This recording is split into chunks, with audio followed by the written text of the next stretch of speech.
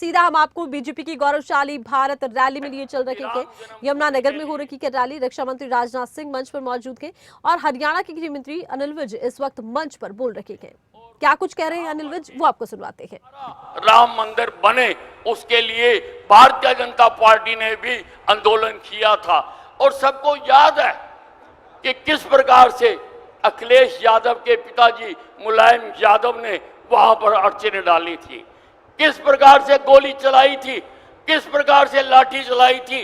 वो नहीं चाहते थे कि राम मंदिर यहां दोबारा बने, लेकिन क्योंकि भारतीय जनता पार्टी जो कहती है वो करके दिखाती है।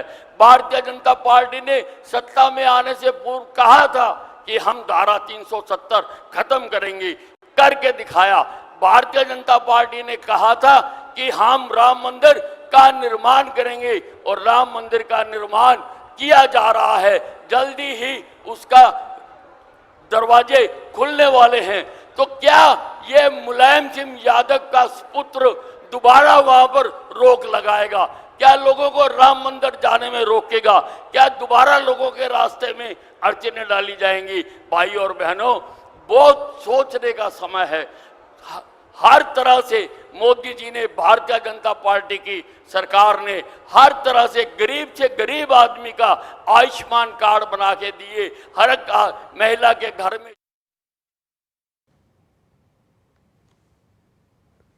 तो यमुनानगर से ये आप देख रहे हैं सीधी तस्वीरें बीजेपी की रैली है। गृहमंत्री अनिल विज इस वक्त मंच से संबोधित कर रखे हैं, आयुष्मान कार्ड का जिक्र करते नजर आए हैं। और आपको बता दें कि बीजेपी की ये गौरवशाली भारत रैली है। यमुनानगर में रक्षा मंत्री राजनाथ सिंह मंच पर मौजूद हैं। बीजेपी प्रदेश अध्यक्ष ओपी धनखड़ रैली में शामिल हैं और जगाधरी अनाज मंडी में ये रैली आयोजित की गई है। और हिमाचल के पूर्व सीएम, इस वक्त के नेता प्रतिपक्ष जयराम ठाकुर भी पहुंचे हैं। आपको बता दें कि शिक्षा मंत्री चौधरी कंवरपाल गुर्जर भी मंच पर मौजूद हैं। गृहमंत्री अनिल विज समेत कई विधायक मौजूद हैं।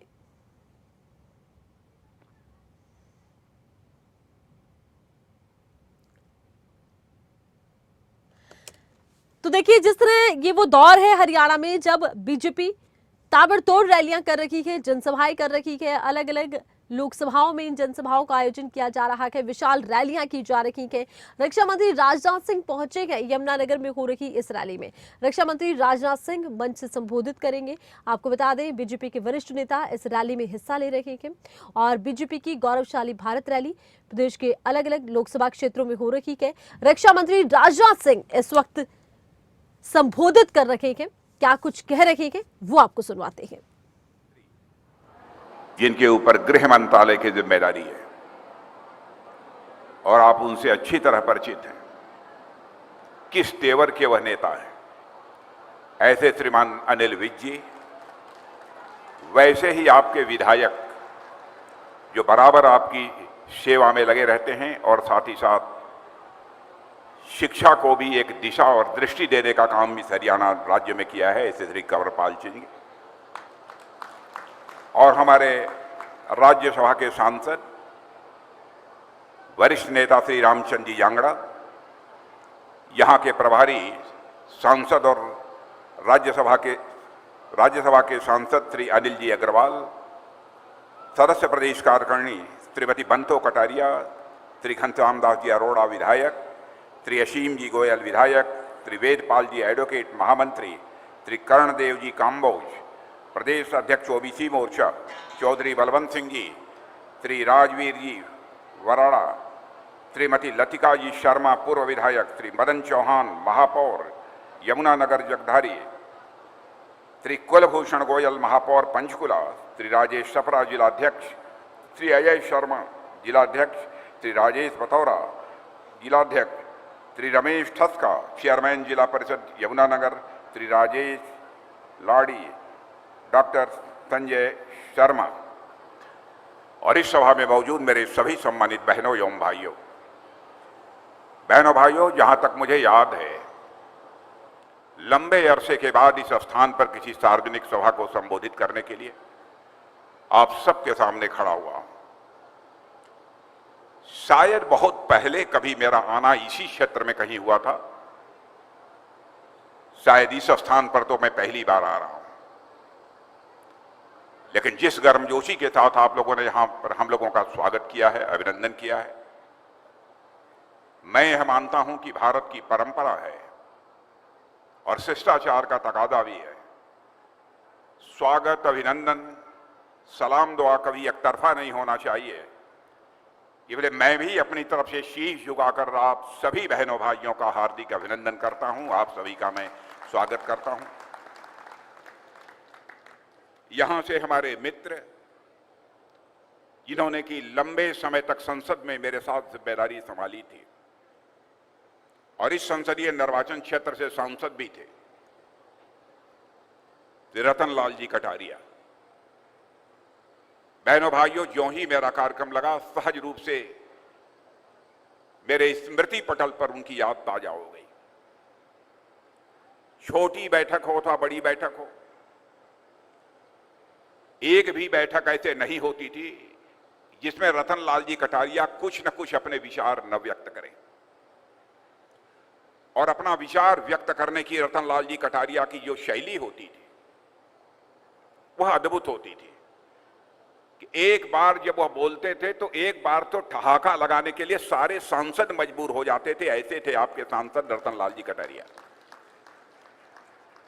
उनके निधन के बाद मैं पहली बार आया हूं, इसलिए एक बार मैं जहां पर तहे दिल अपनी श्रद्धांजलि अर्पित करता हूं, वहीं पर उनकी स्मृति को भी मैं नमन करता हूं। लंबे अरसे के बाद मेरा यहां आना हुआ है।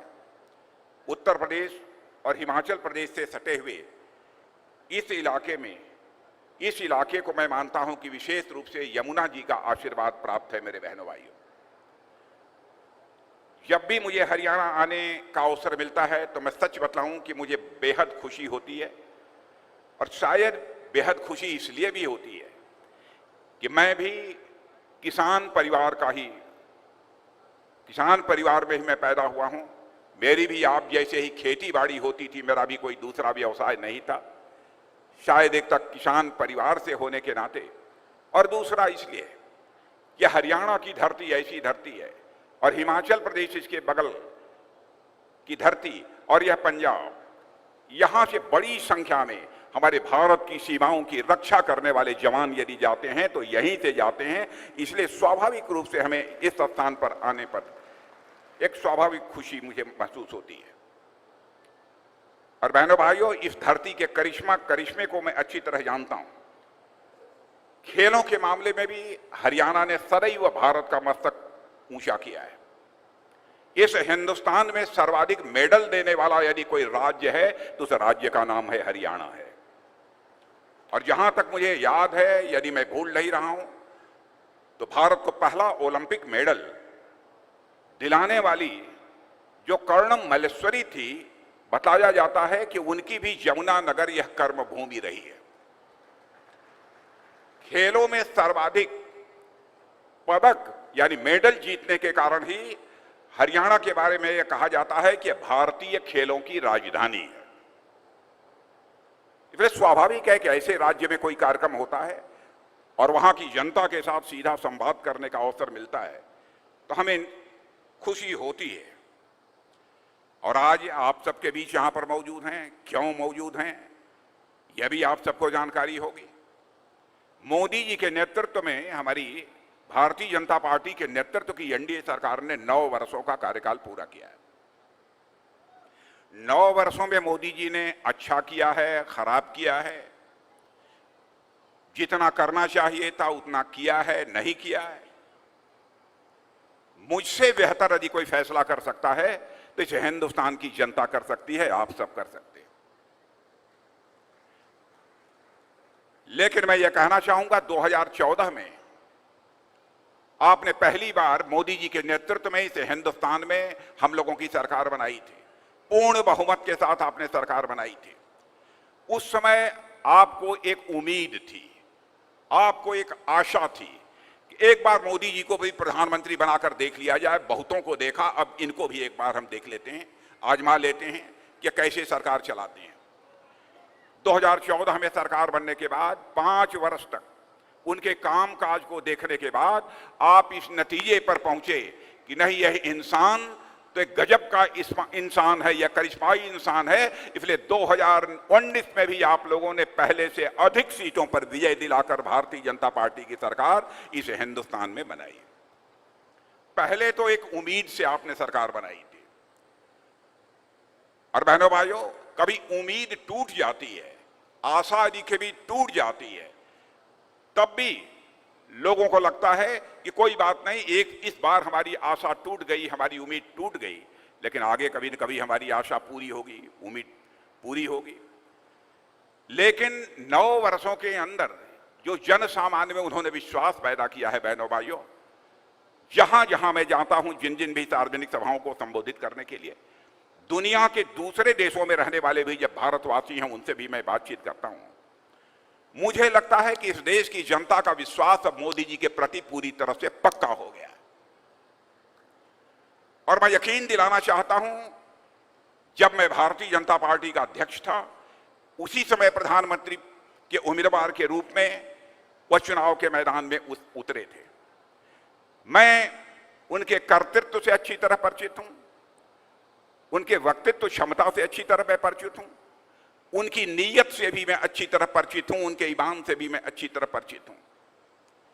मुझे याद है कि एक बार हम और वो दोनों लोग एक सार्वजनिक सभा में मौजूद थे। उस समय उन्होंने कहा, एक बात कही थी, तो मुझे लगा कि बात तो बहुत बड़ी बोल गई इन्होंने, लेकिन वह बात पूरी हो पाएगी नहीं हो पाएगी, यह तो समय के गर्भ में छिपा हुआ है। लेकिन बहनों भाइयों, मैं आज भी यदि याद करता हूं, तो उन्होंने कहा था, मोदी जी ने उस समय, सौगंध मुझे इस मिट्टी की, सौगंध मुझे इस मिट्टी की, इस देश को नहीं मिटने दूंगा, इस देश को कभी झुकने नहीं दूंगा। और वह करके उन्होंने, मोदी जी ने दिखा दिया। मेरे बहनों भाइयों, इसीलिए मैं कह सकता हूं कि जो भी जन सामान्य में उन्होंने विश्वास पैदा किया है, जो कहा था उसे करके उन्होंने दिखाया है। अभी हमारे अनिल विज जी आपके सामने विचार कर रहे थे, हमारे प्रदेश अध्यक्ष धनखड़ जी, कंवरपाल जी, कैसे उन्होंने अंतर्राष्ट्रीय जगत में भारत की प्रतिष्ठा को बढ़ाया है, इससे भी आप सभी अच्छी तरह परिचित होंगे। पहले बहनों भाइयों, दुनिया के मंचों पर भारत कुछ बोलता था तो भारत की बातों को लोग गंभीरता पूर्वक नहीं लेते थे, कहते थे भारत तो यह कमजोर देश है, गरीबों का देश है। लेकिन आज यदि दुनिया के मंचों पर भारत कुछ बोलता है तो दुनिया कान खोलकर सुनती है कि भारत बोल क्या रहा है। यह हैसियत दुनिया में भारत की बनी है, यह हैसियत दुनिया में भारत की बनी है।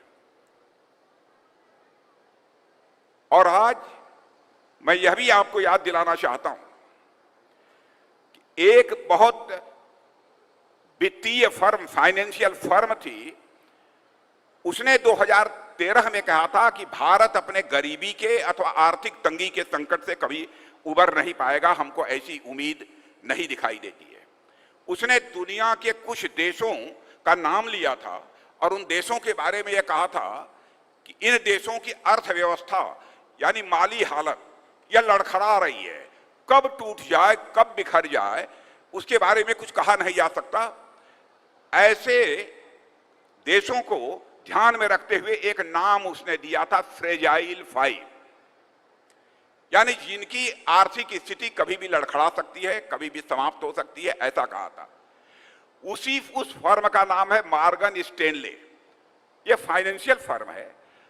आज वह फाइनेंशियल फर्म कहती है कि भारत अब तो जो 2013 में देश की आर्थिक हालत के मामले में जो दुनिया में 11वें स्थान पर खड़ा था, आज वह जंप लेकर 5वें स्थान पर आ गया है। लेकिन मॉर्गन स्टैनले की यह फर्म यह कहती है कि भाई इस संभावना को भी नकारा नहीं जा सकता कि 2027 आते आते यानी ठीक 4 वर्ष के बाद हमारा यह हमारा भारत दुनिया के टॉप 3 अर्थव्यवस्थाओं में आकर खड़ा हो जाएगा। बहनों भाइयों, यह बात मानी जानी एक फर्म है, मॉर्गन स्टैनले फाइनेंशियल फर्म, उन्होंने कहा है। भारत की हैसियत इस तरीके से दुनिया में बढ़ रही है। भारत के बारे में धारणा थी, भारत एक कमजोर भारत है, जो चाहे सो आंख दिखा दे। सब तो सब, हमारा पड़ोसी देश पाकिस्तान भी था, जब होता था तब भारत को आंख दिखा देता था। और मैं भारत का गृह मंत्री था। बहनों भाइयों, बड़ी दर्दनाक घटना हो गई। पाकिस्तान से कुछ आतंकवादी भारत की सीमा में घुस आए और उन्होंने हमारे सुरक्षा के जवानों पर कातिलाना हमला करके कई सुरक्षा के जवानों को मार डाला। उसके बाद प्रधानमंत्री मोदी जी बैठे। बहनों भाइयों, 10 मिनट के अंदर हमारे प्रधानमंत्री ने फैसला कर लिया। मैं प्रत्यक्ष अपनी आंखों से देखो ही आपको बात बता रहा हूं। और उसके बाद हमारे देश के सेना के जवानों ने पाकिस्तान की धरती पर जाकर आतंकवादियों का सफाया करने में कामयाबी हासिल की थी। और उस कार्रवाई से हमने सारी दुनिया को यह संदेश दे दिया कि भारत अब यह कमजोर भारत नहीं रहा है। भारत के अंदर वह ताकत है कि भारत इस पार से भी मार सकता है और जरूरत पड़ी तो सीमा पार भी जाकर भारत मार सकता है। दुनिया में यह हैसियत भारत की बनी। इसीलिए मैंने कहा कि भारत अब कमजोर भारत नहीं रहा है। भारत की हैसियत दुनिया में बड़ी तेजी के साथ बढ़ी है। चाइना के साथ भी जो कुछ भी हुआ था, बहनों भाइयों, हमारे सेना के जवानों ने जिस शौर्य और पराक्रम का परिचय दिया है, उसकी जितनी भी सराहना की जाए वह कम है।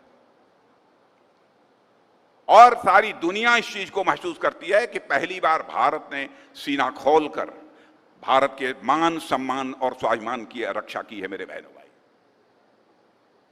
यह भारत की हैसियत, यह भारत की ताकत सारी दुनिया में बनी है। और जहां तक वादों का प्रश्न है, वादे हम लोगों ने अधिकांश नहीं किया था, लेकिन मैं दावे के साथ कह सकता हूं जो भी हम लोगों ने वादे किए थे, अपने वादों को हम लोगों ने अक्षरशः पूरा किया है। पहले यह होता था जनता से वादे बहुत सारे किए जाते थे, लेकिन अपने वादों को राजनीतिक पार्टियां पूरी नहीं करती थी, उसकी चिंता नहीं करती थी। हमने जो कहा सो किया। अनिल विज जी आपको याद दिला रहे थे धारा 370 की, जम्मू कश्मीर की। मैं आपको बतलाना चाहता हूं 1951 उस समय जब हम भारतीय जनसंघ के रूप में काम कर रहे थे, उस समय भी हम लोगों ने अपने घोषणा पत्र में कहा था कि हमारी सरकार जिस दिन बन जाएगी और हमको दोनों सदनों में पूर्ण बहुमत मिल जाएगा, तो धारा 370 जिसके तहत जम्मू कश्मीर को विशेष दर्जा प्राप्त है अन्य राज्यों की अपेक्षा, हम उस विशेष दर्जा को यानी धारा 370 को समाप्त कर देंगे। और जब जब चुनाव होता था तब तब हम अपने घोषणा पत्रों में उसे शामिल करते थे। लोग ये कहते थे कि ये जनसंघ वाले जनता की आंखों में धूल झोंकते हैं, जब चुनाव आता है तब इनको धारा 370 की याद आ जाती है। लेकिन बहनों भाइयों, हमको दोनों सदनों में, संसद के दोनों सदनों में वो बहुमत नहीं मिला था, इसलिए हम अपने वादे को पूरा नहीं कर पा रहे थे। लेकिन हमारी प्रतिबद्धता अपने वचन के प्रति बनी हुई थी।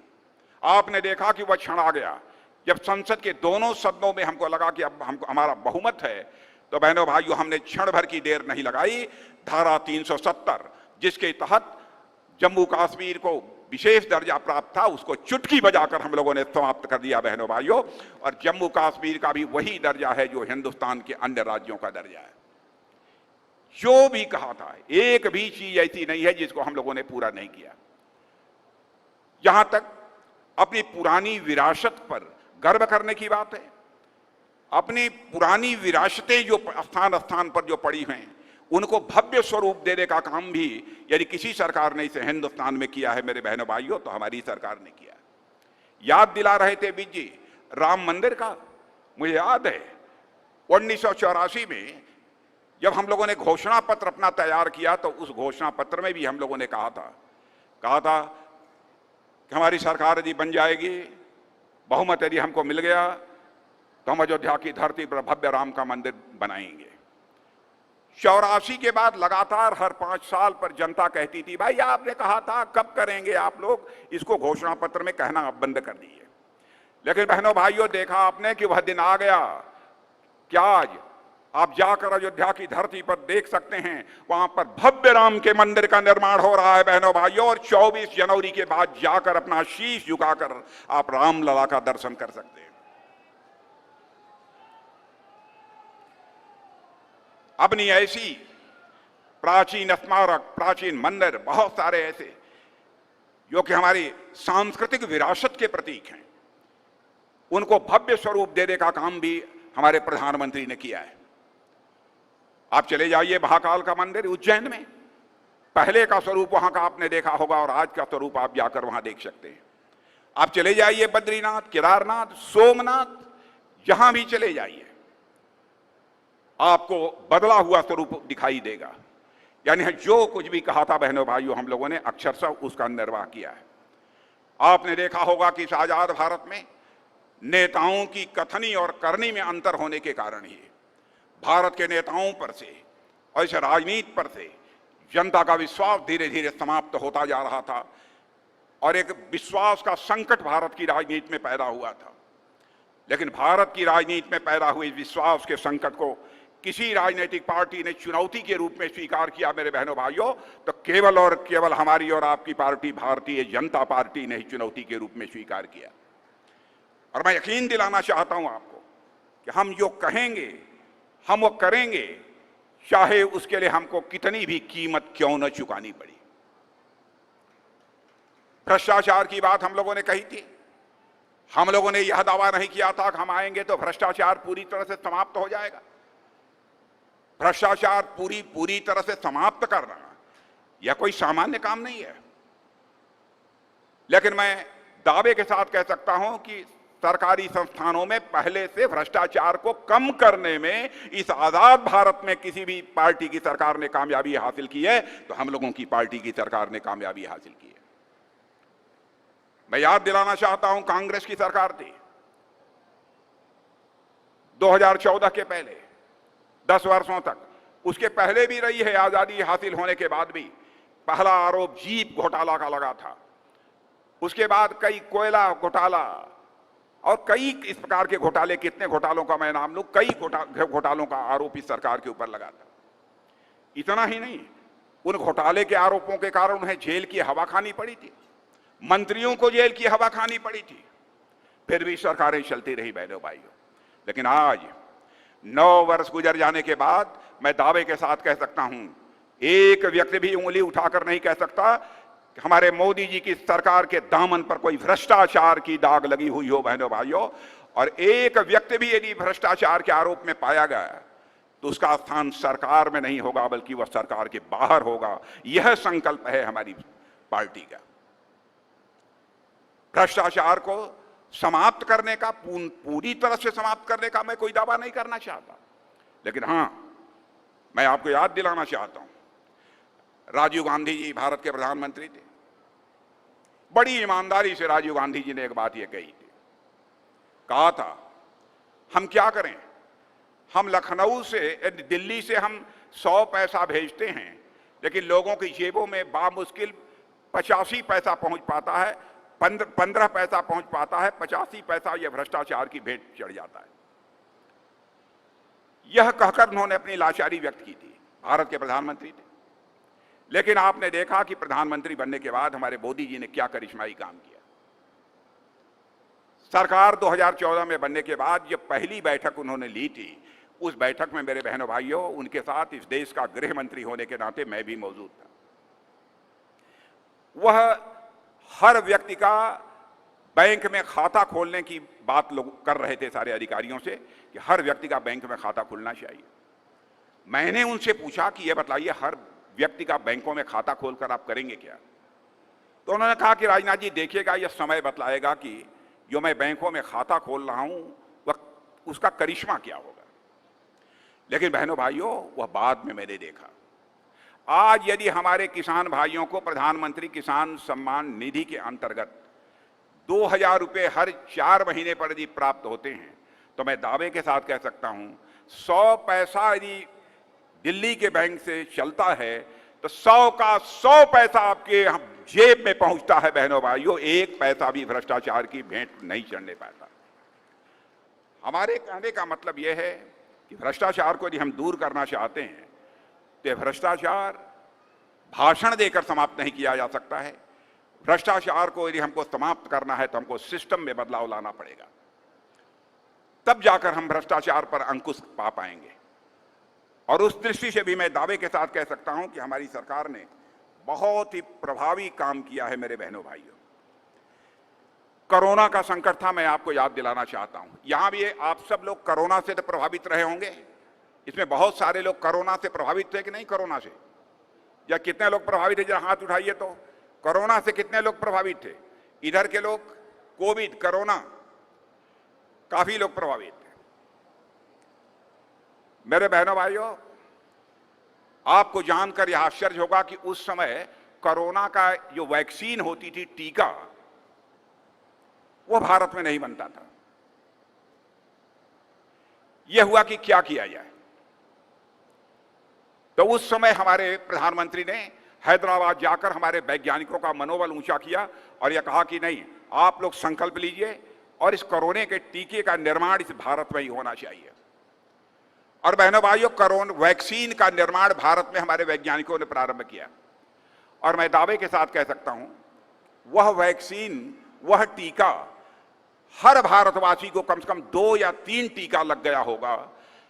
लेकिन अमेरिका, जो दुनिया का सबसे ताकतवर देश माना जाता है बहनों भाइयों, उस अमेरिका में भी, जिसकी जनसंख्या हमसे बहुत कम है, बामुश्किल 30 करोड़ के आसपास है, वहां पर सभी को कोरोना का 3 डोज की बात छोड़िए, 2 डोज भी सबको नहीं लग पाई है। ऐसी स्थिति वहां की है।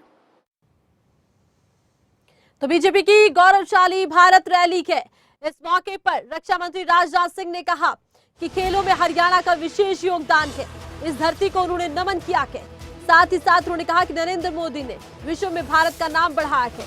उन्होंने कहा कि हरियाणा की धरती पर आए हैं, हरियाणा के लोगों का अभिनंदन करते हैं, क्योंकि हरियाणा वो धरती है जहां से बड़ी संख्या में फौजी आते हैं और देश में खेलों में हरियाणा का एक अलग ही नाम है। साथ ही साथ उन्होंने अपनी पार्टी का जिक्र करते हुए कहा कि हम हमेशा से कश्मीर पर एकमत थे।